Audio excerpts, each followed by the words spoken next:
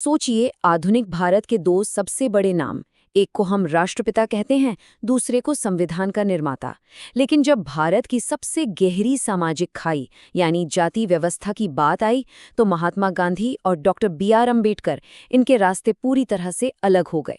ये सिर्फ एक मतभेद नहीं था, ये तो भारत की आत्मा के लिए एक वैचारिक लड़ाई थी। तो चलिए, आज इसी पूरी कहानी की परतों को खोलते हैं। हम देखेंगे कि जाति के मुद्दे पर इन दो महापुरुषों के विचार क्या थे, कैसे उनके बीच का टकराव एक बहुत बड़े राजनीतिक संकट में बदल गया और उनकी विरासत आज भी हमारे समाज पर कैसे असर डाल रही है। और हाँ, ये समझना बहुत जरूरी है कि यह बहस सिर्फ इतिहास की बात नहीं है। ये एक राष्ट्र की आत्मा के लिए एक संघर्ष था, जिसकी गूंज आज भी हमारे समाज में सुनाई देती है। ठीक है, तो चलिए थोड़ा पीछे चलते हैं। 20वीं सदी की शुरुआत में उस वक्त भारत एक नहीं बल्कि दो लड़ाइयां एक साथ लड़ रहा था।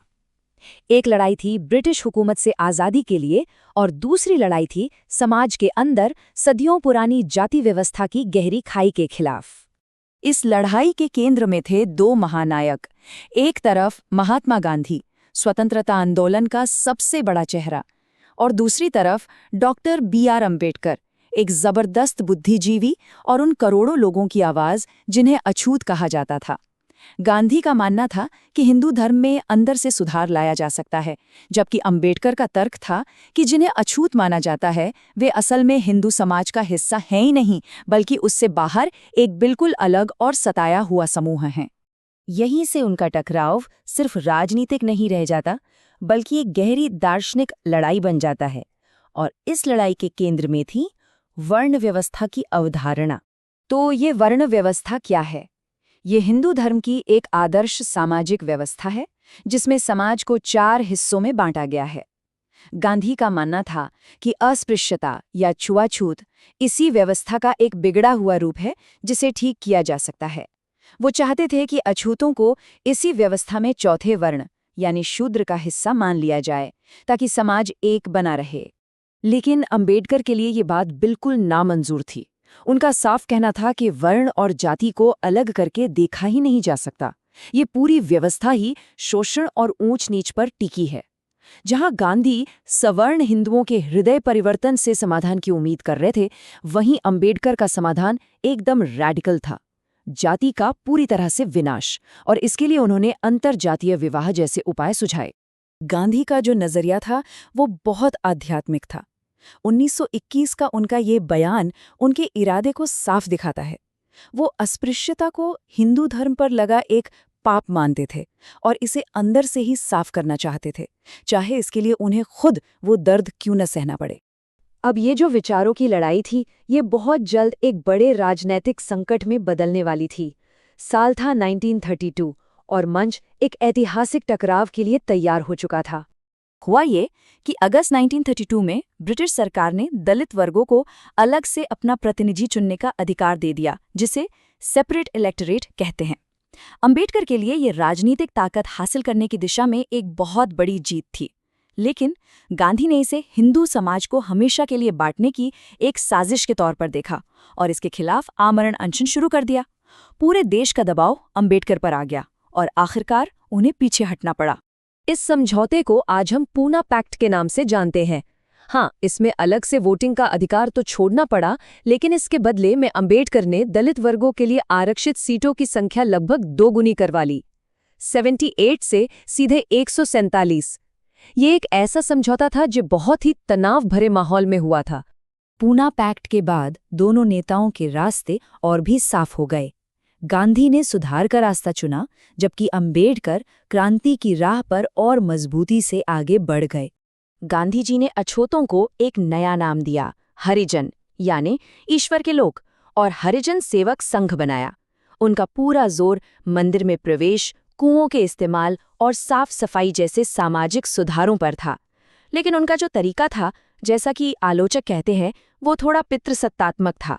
मतलब वो इसे सवर्ण हिंदुओं की एक जिम्मेदारी मानते थे कि वे इस धार्मिक समस्या को हल करें। जैसा कि डॉक्टर S.K. चहल बताते हैं, ये पूरा दृष्टिकोण दान और दया पर आधारित था, न कि दलितों के अधिकारों पर।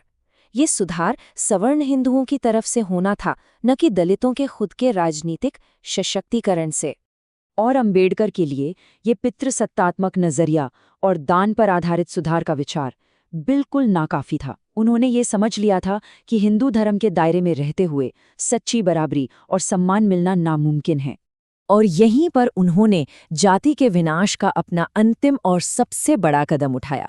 1956 में उन्होंने लाखों अनुयायियों के साथ हिंदू धर्म छोड़ दिया और नवयान बौद्ध धर्म अपना लिया, एक ऐसा धर्म जो तर्क और बराबरी के सिद्धांतों पर चलता है। तो इस ऐतिहासिक टकराव की विरासत क्या है? इसका असर आज भी इतने दशकों बाद भी भारतीय समाज के हर पहलू में साफ महसूस किया जा सकता है। अंबेडकर का जो विजन था वो हमारे संविधान की नींव में है, जिसमें आरक्षण और सामाजिक न्याय की बात की गई है। वहीं दूसरी तरफ गांधी का सुधारवादी तरीका आज भी भारत में कई सामाजिक आंदोलनों को प्रेरणा देता है। लेकिन ये जो तनाव है सुधार और क्रांति के बीच, ये आज भी हमारी सामाजिक और राजनीतिक बहसों का एक बहुत बड़ा हिस्सा है। देखिए, गांधी का जो सुधारवादी नजरिया था, जो एक तरह से सामाजिक ऊंच नीच को स्वीकार करता था, वो सिर्फ भारत तक ही सीमित नहीं था। उन्होंने अपनी इसी सोच को दुनिया के दूसरे मुद्दों पर भी लागू करने की कोशिश की, जो कई बार विवादों में भी रहा। मिसाल के तौर पर 1938 में उन्होंने जर्मनी की यहूदियों को सलाह दी कि वे नाजी उत्पीड़न के खिलाफ अहिंसक प्रतिरोध यानी सत्याग्रह करें। उन्होंने उनकी हालत की तुलना भारत के अछूतों से की, एक ऐसी तुलना जिससे कई लोग असहज हो गए थे। इसी तरह जब वो दक्षिण अफ्रीका में थे तो उन पर नस्लवाद के आरोप भी लगे। आलोचक कहते हैं कि उन्होंने वहां भारतीय अधिकारों की लड़ाई को मूल अफ्रीकियों की लड़ाई से अलग रखा और उनके लिए कुछ अपमानजनक शब्दों का भी इस्तेमाल किया। ये सारी बातें गांधी की विरासत की जटिलता को दिखाती हैं। तो आखिर में सवाल ये उठता है कि ये बहस आज क्यों मायने रखती है? इसलिए क्योंकि ये सिर्फ दो लोगों के बारे में नहीं है, ये आज भी उतनी ही प्रासंगिक है। ये सिर्फ एक राजनीतिक मतभेद नहीं था, बिल्कुल नहीं। ये तो न्याय, स्वतंत्रता और इंसान होने के सम्मान की परिभाषा पर एक टकराव था। ये इस सवाल पर एक टकराव था कि किसी भी अन्यायपूर्ण व्यवस्था को बदला कैसे जाए। और ये हमें आज के सबसे बड़े सवाल पर लाकर छोड़ देता है, क्या किसी दमनकारी व्यवस्था को अंदर से सुधारा जा सकता है, या सच्ची आज़ादी के लिए उसे पूरी तरह से नष्ट करना ही एकमात्र रास्ता है? सुधार या क्रांति? न्याय का असली रास्ता कौन सा है? ये एक ऐसा सवाल है जिसका जवाब हम सब आज भी तलाश रहे हैं।